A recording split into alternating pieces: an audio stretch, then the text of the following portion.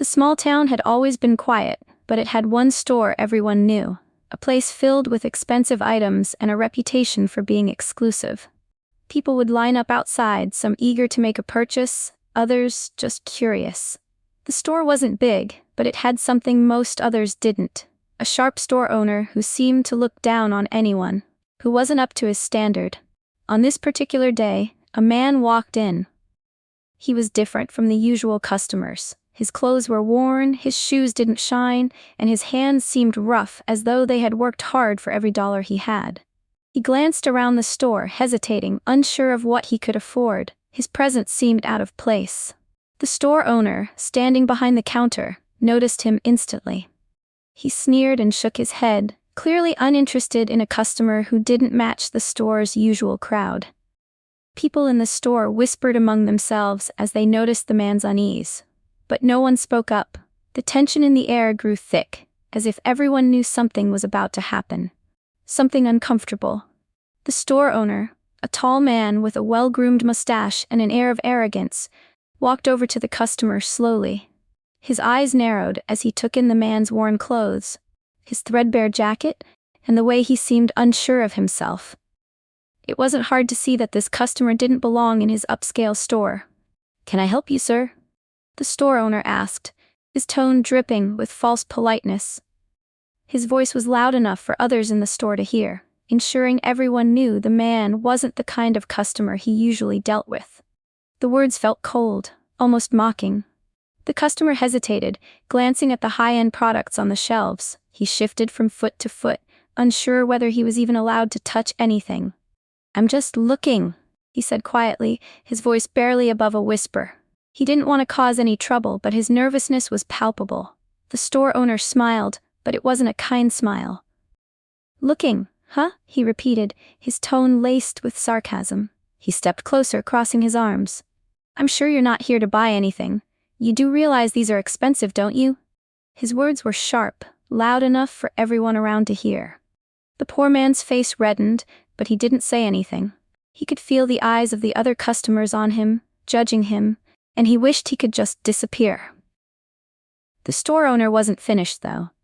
He took a step forward, towering over the man, and continued his cruel little performance. "Perhaps you're more comfortable in one of those cheap stores down the street. They might have something that fits your budget." The store owner's laugh echoed through the store, and several people snickered along with him. The customer's hands trembled, but he stood still. He wanted to say something, to defend himself, but the words caught in his throat. He felt small. He had no wealth to match the others in the store, no power to stand up to the owner, and no voice to defend his dignity. He simply took a step back, his eyes on the floor, trying to hold back tears of frustration. Just as the store owner continued his harsh words, the door swung open with a soft chime. A man entered, dressed in a sharp, tailored suit. He moved with purpose, his presence commanding attention without a single word. The moment he walked in, everything seemed to shift. The store owner paused, glancing up. The billionaire, with his perfectly polished shoes and confident stride, seemed out of place in a different way. While the store owner's arrogance was loud and obvious, the billionaire's quiet authority was subtle, but undeniable. He had a calmness about him, as if he knew the value of things far beyond money. His gaze swept across the room, briefly pausing when he noticed the tension in the air. People in the store whispered, recognizing the man instantly. There were rumors about him, stories of his wealth and success, and how he had a reputation for being kind and fair. He wasn't the kind to spend time in small shops like this, but his presence felt different. His eyes landed on the poor customer, standing awkwardly in the corner, and the store owner, who was now visibly agitated after his little display of power. The billionaire took a few more steps into the store, his calm gaze never leaving the scene unfolding before him. He stood there for a moment, taking in the situation with a quiet observation. The store owner was still talking, but the billionaire seemed unfazed by the drama in front of him. Instead, he slowly approached the counter, his eyes now meeting the store owner's. It was clear he wasn't going to let this go unnoticed. The store owner, who had been so smug moments before, now seemed a little smaller, almost uneasy under the billionaire's steady gaze. The store owner cleared his throat, still trying to maintain his composure, but it was obvious he wasn't quite as confident anymore. The billionaire, without saying a word, stepped closer to the counter, standing just a few feet away from the store owner. His eyes locked onto the store owner's with a quiet intensity. The store owner looked nervous, but his pride was too strong to let him back down completely. "Is there something I can help you with, sir?" he asked, trying to regain some of the control he'd just lost. His voice was a bit shaky now, the arrogance replaced by an edge of uncertainty. The billionaire didn't answer right away. Instead, he glanced toward the poor customer, still standing awkwardly near the shelves. Then, without turning his gaze, he spoke. "I don't think you've been very kind to your customer here," he said, his voice low but firm. "In fact, I'd say you've been downright cruel." The store owner's face flushed, but he quickly recovered. "Excuse me," he said, his voice raising a little in defense. "I was simply offering some advice. This man clearly isn't suited for our kind of store." The billionaire raised an eyebrow, his expression unreadable. Advice? Or was it an attempt to humiliate him because of how he looks? His words were sharp, cutting through the store's tension like a knife. The store owner faltered for a moment, realizing he was being called out in front of everyone. The poor customer, who had been too embarrassed to say anything earlier, now watched the interaction closely. He felt both surprised and grateful that someone was standing up for him. He'd been humiliated, but now there was someone who was calling out the injustice. The billionaire took a step forward, his voice growing even more steady, more powerful. "You see," he continued, "wealth doesn't make you better than anyone else. It doesn't give you the right to treat people like dirt just because they don't have as much. And in this store, I'm sure you've forgotten what true value is." The store owner, now visibly uncomfortable, glanced at the other customers. They were watching him, some with raised eyebrows, others shifting uneasily. It was clear the atmosphere had changed. People were no longer entertained by his cruelty, they were uncomfortable with it. "Listen, The store owner started to defend himself again, but the billionaire cut him off. "No, you listen." His tone had become even more forceful. "If you want to run a business, you have to respect your customers, no matter who they are or where they come from. No one is beneath you, and if you can't learn that lesson, then perhaps you don't deserve to be in business at all." The words stung, and the store owner stood frozen, caught between anger and embarrassment. His pride was fighting back, but so was his fear of losing everything. The power dynamics in the room had shifted entirely, and he could feel it. The poor customer stood still, his heart racing. The billionaire was saying exactly what he had wanted to say, but had never had the courage to. For the first time he felt seen, even if just for a moment. He was no longer invisible. The store owner's face twisted in disbelief, his mouth opening and closing as he tried to find the words to defend himself. He had been the one in control just moments before.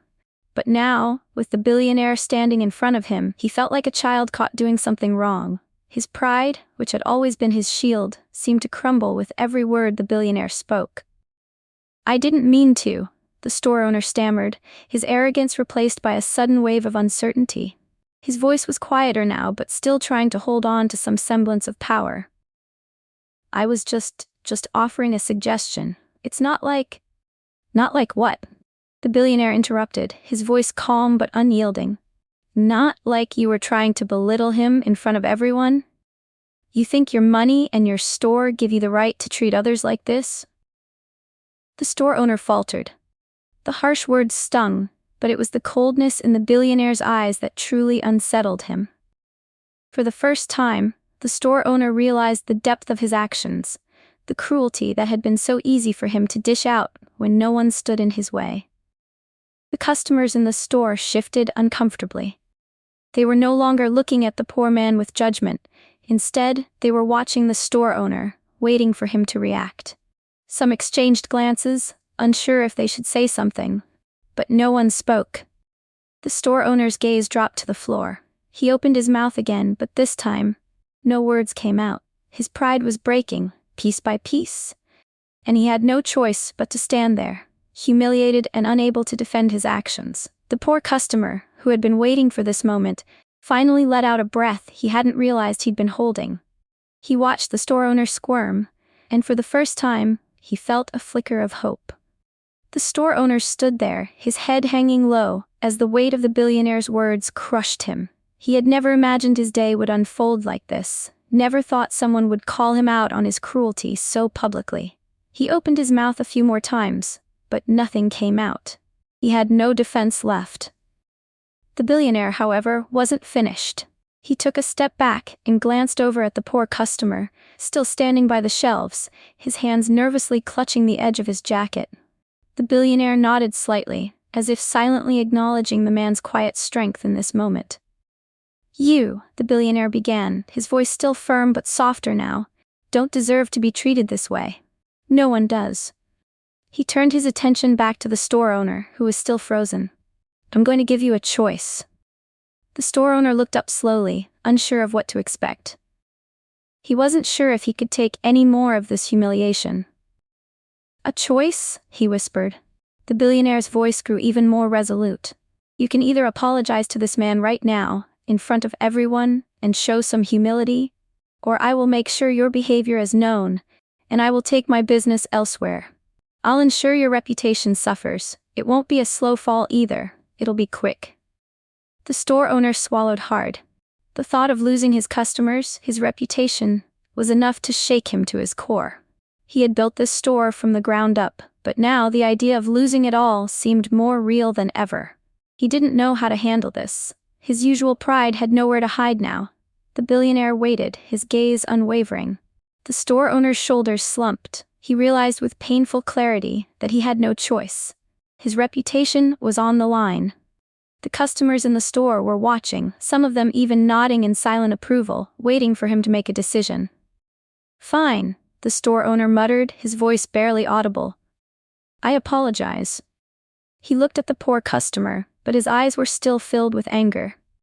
"I didn't mean to. Well, I'm sorry." The billionaire didn't respond immediately. He simply watched the store owner, and then, with a slight shake of his head, he turned toward the customer. The poor man's heart raced. He had expected some kind of apology, but the way it was given felt weak, insincere. He could see the store owner's pride still fighting back, but he was relieved nonetheless. The humiliation was finally over. "You deserve more than an apology," the billionaire said, looking at the customer. "It's people like you who work hard and deserve respect, no matter what your circumstances are. Remember that." The billionaire then turned to leave, his presence like a calm after the storm. The store owner didn't try to stop him. As the billionaire walked out of the store, the customers quietly went back to browsing. The poor customer felt something shift inside him, a sense of dignity he hadn't felt in a long time. He walked toward the exit, his head a little higher, his step a little firmer. It wasn't just about what happened in the store, it was the reminder that sometimes one person's act of kindness can change everything. The store owner, now standing alone behind the counter, could only watch as the man left. He knew that his business, his reputation, would never be the same. The damage had been done, and he could do nothing but accept it. The store owner stood still for a long moment after the billionaire left, the weight of what had just happened settling heavily in the air. He looked around the store at the remaining customers. Some were still shopping, though the lively chatter had died down. The atmosphere had changed. No longer was it the usual hum of luxury, now there was a quiet unease. He could feel eyes on him, judging, wondering what kind of man would treat another human that way. He realized, too late, that his actions had exposed him. His arrogance had been his armor, but it had cracked in front of everyone. The store, once a symbol of his success, now felt cold and lifeless. He couldn't escape the weight of his own guilt. Outside the store, the poor customer walked down the street with a new sense of confidence. His steps were steadier, his heart lighter. The billionaire's words rang in his ears, filling him with a sense of dignity he hadn't known in years. For the first time, he felt like he mattered, not because of the clothes he wore or the money in his pocket, but because he was a person deserving of respect. Word of what had happened quickly spread through the town. People began talking about the store owner's behavior and the billionaire who had stepped in. Some were angry, others sympathetic, but everyone took notice. The store owner's reputation, once built on pride and exclusivity, was now tarnished. The poor customer, however, became a quiet symbol of courage. People saw him differently now, not as someone invisible, but as someone who stood up for themselves. And while he would never forget the humiliation, he also wouldn't let it define him. He had learned that sometimes standing tall meant letting someone else see the truth.